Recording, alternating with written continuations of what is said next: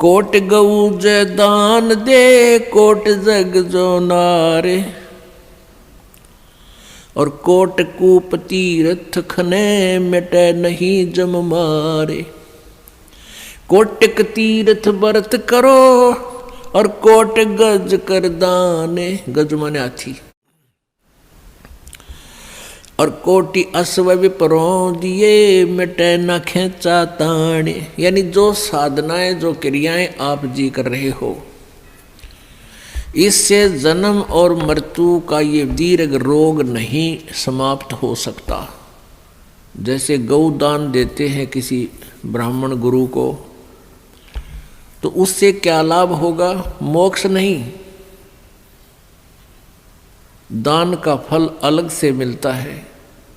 जब तक आप जी को यथार्थ नाम, सतनाम, सच्चा नाम और सार नाम नहीं मिलेगा, आपका ये जन्म मृत्यु का रोग नहीं समाप्त होगा। जैसे पांचों यज्ञ भी करते हैं, लेकिन इकट्ठी नहीं करते, वो उनको ज्ञान नहीं है।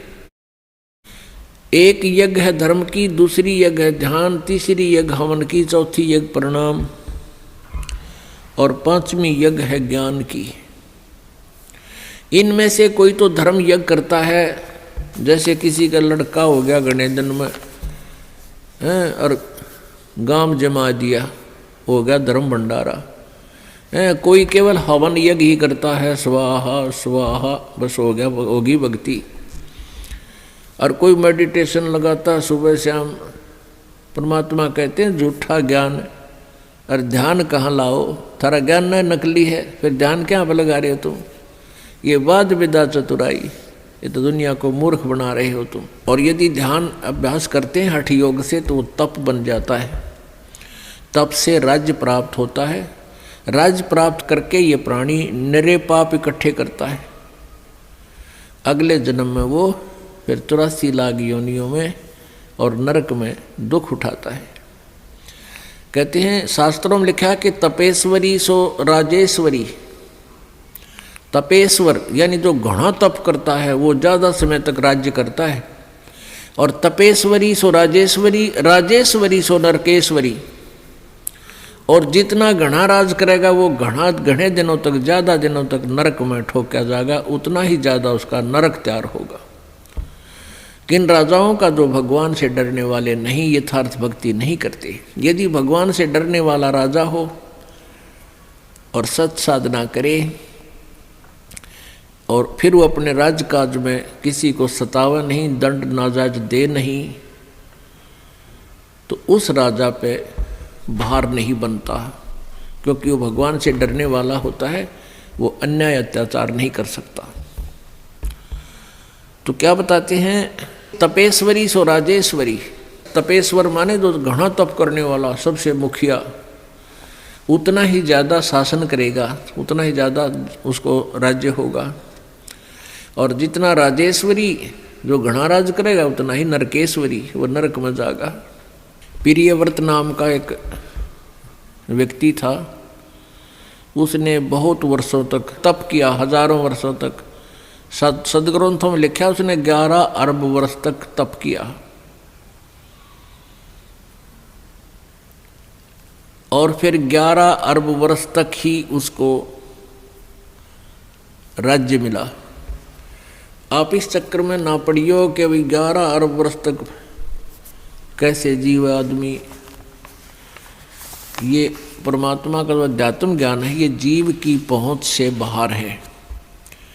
आप ये सोच ले कि उसने काफ़ी वर्षों तक राज किया, तप किया, फिर तप से उतने वर्षों तक राज किया, तो फिर उसको यम के दूत आए लेने के लिए, पार्षद आए लेने के लिए कहा कि प्रियव्रत चलो तेरा समय पूरा हो गया। अब वो राजा कहता है कि पार्षदों मुझे कुछ समय और जीने दो, कुछ समय और रहने दो, मुझे कुछ श्वास और ले लेने दो। देवदूतों ने कहा कि खबरदार, जब और एक भी सांस लिया तो तेरे लिए अलाउड नहीं रहा। उसी समय शरीर से खींच लिया, बाहर निकाल लिया और लेकर चल पड़े। धर्मराज के दरबार में जाकर धर्मराज ने पूछा कि भाई कुछ कमा के लाया कि खाली आया। वहाँ जाके प्रियव्रत को पता लग गया था कि मनुष्य जीवन जिस उद्देश्य से मिला था वो काम बनया को नहीं। कहने लगा जी खाली आया और कहा मुझे कुछ समय और दे दो, मैं भक्ति करूँगा, बकवाद नहीं करूँगा। अब धर्मराज ने कहा भाई मैं तो सत का राज करूँ हूँ, जिसा जिसने किया उसा फल देता हूँ, मैं ना घटा सकूँ ना बढ़ा सकूँ, ना तो फिर दोबारा मनुष्य जीवन नहीं दे सकता। तने 11 अरब वर्ष तक तप कराया था, इतना इतना राज कर लिया। और ये जो भक्ति करनी थी इसमें कोई सांस भगवान के नाम पर तने लाया को नहीं। अब नरक में जा बेटा, ठोक दिया ठाके, वहाँ कोई ना सुनता। एक तपस्वी था, उसने एक शिला पर बैठकर, पत्थर पर बैठकर काफी वर्षों तक तप किया। तप करके जब वो वापस दरबार में आया तो न्यायाधीश ने पूछा, उस धर्मराज ने पूछा, धर्मराय ने पूछा कि भाई तपस्वी अदल करूं कि फजल करूं? अदल मीन न्याय और फजल मीन रहम। तो तपस्वी ने कहा कि मैं न्याय चाहूंगा कि मैंने तो तप कराया है डट के। कहने लगा न्याय करो।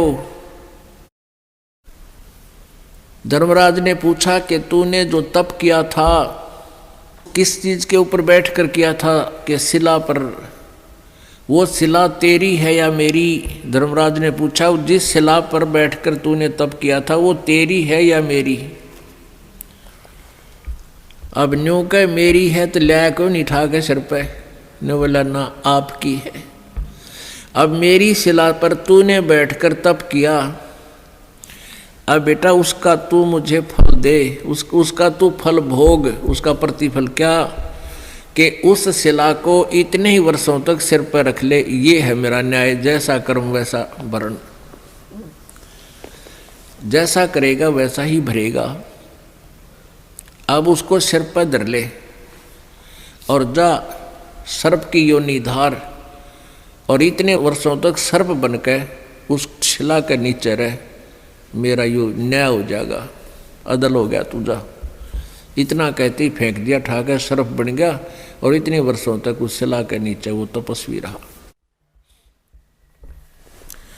उसके बाद उसको तप का फल भी, राज भी दिया जाएगा और फिर वो नरक में ठोका जाएगा। तो क्या बताते हैं? कोटि कूप तीर्थ खने, कोट गऊ जो दान दे, कोटि यज्ञ जो नारे। और कोट कूप तीर्थ खने, या मिटे नहीं जम मारे। गगन मंडल में रहत है अविनाशी आप अलेख, जुगन जुगन सत्संग है वो दर दर खेल बेख। वो परमात्मा नाना प्रकार के रूप बनाकर पृथ्वी पर आते रहते हैं, वैसे वो सतलोक में ऊपर गगन मंडल में रहता है वो भगवान।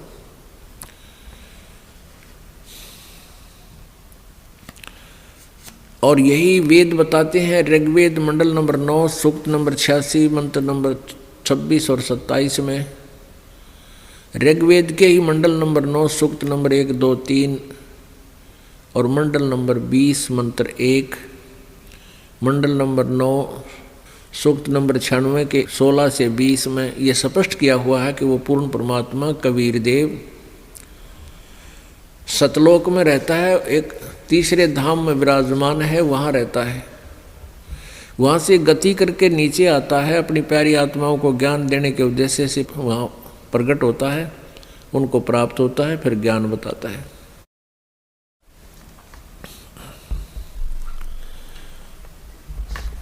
और यही परमात्मा, यही गरीबदास जी ने आंखों देखा कबीर परमेश्वर का ज्ञान वर्णन किया है। ग्रीव गगन मंडल में रहत है अविनाशी आप अलेख, और जुगन जुगन सत्संग है वो धर धर खेल बेख। प्रत्येक युग में परमात्मा आते हैं और नाना प्रकार के रूप बना के वो अपनी प्यारी आत्माओं को मिलते हैं और यथार्थ ज्ञान बताते हैं। निज नाम बिना निपजै नहीं, जप तप कर है कोटे, 184 त्यार है के मुंड मुंडाया गोटे। ये कई प्रकार के ऋषि सिर भी मुंडवा लेते हैं, दाढ़ी मूछ भी खूब मुंडवा के नौकती कोरा कचकोला कटवा लेते हैं। परमात्मा कहते हैं भक्ति बिना बात ना बने, इस ऊपर के दिखावे से आडंबर से कोई लाभ नहीं। निज नाम बिना निपजय नहीं, निपजना माने कोई भी फल प्राप्ति नहीं होगी।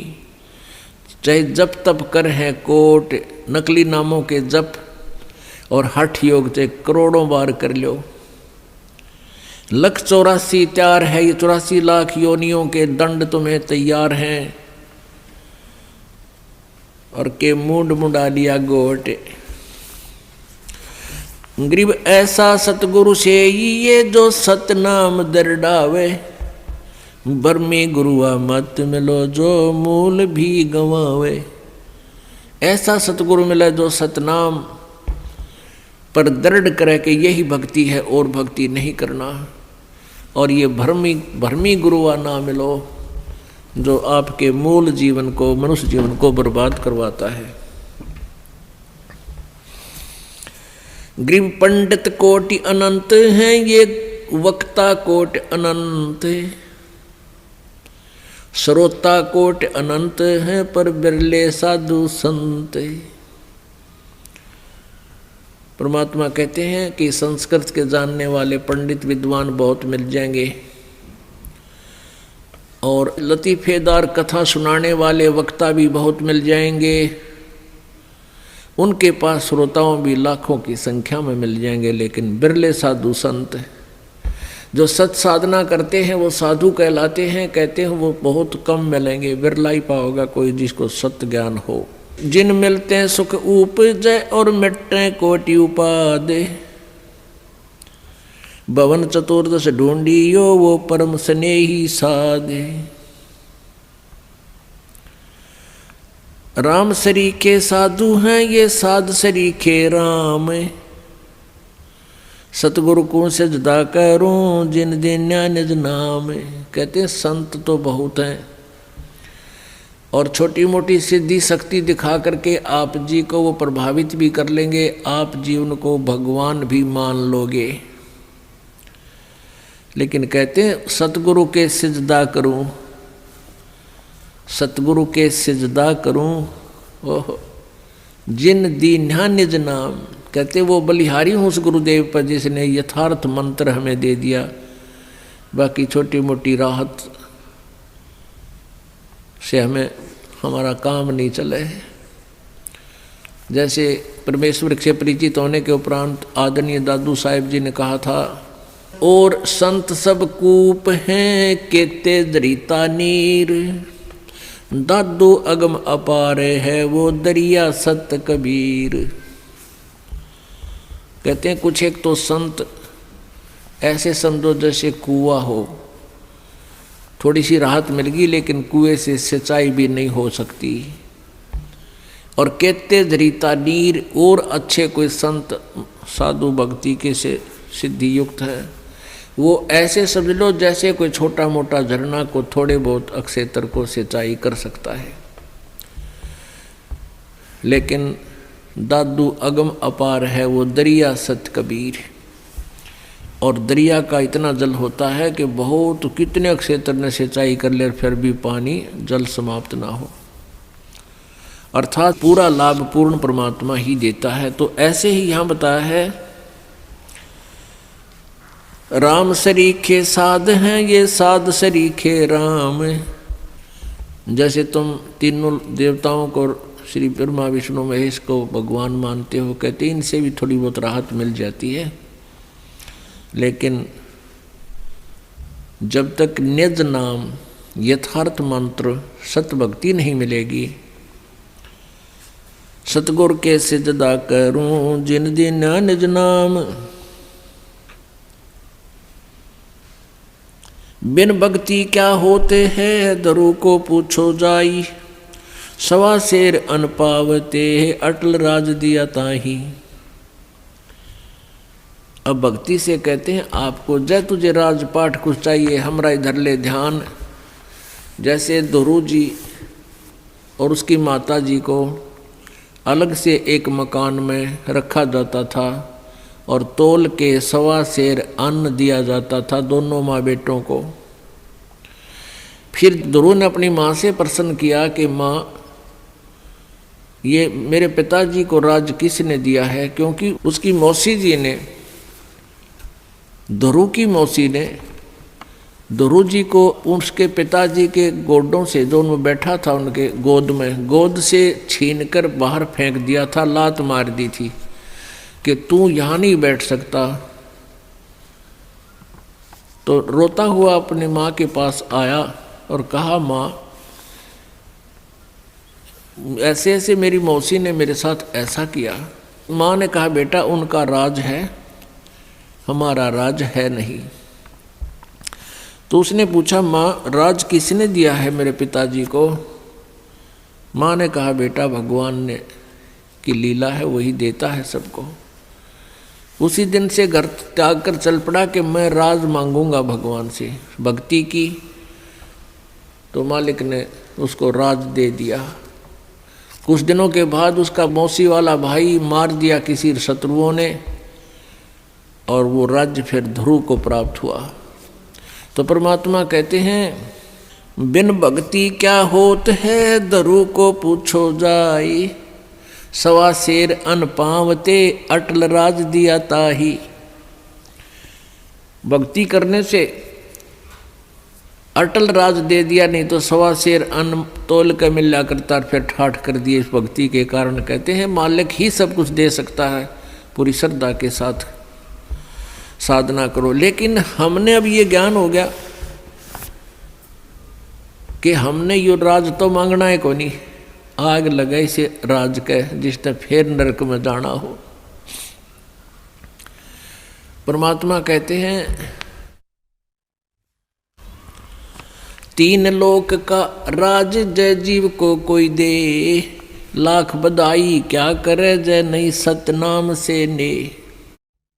यदि जिसके पास सतनाम नहीं है चाहे उसको तीन लोक का भी राज मिले, कहते के बधाई गावा ही तो नरक की तैयारी कर ली।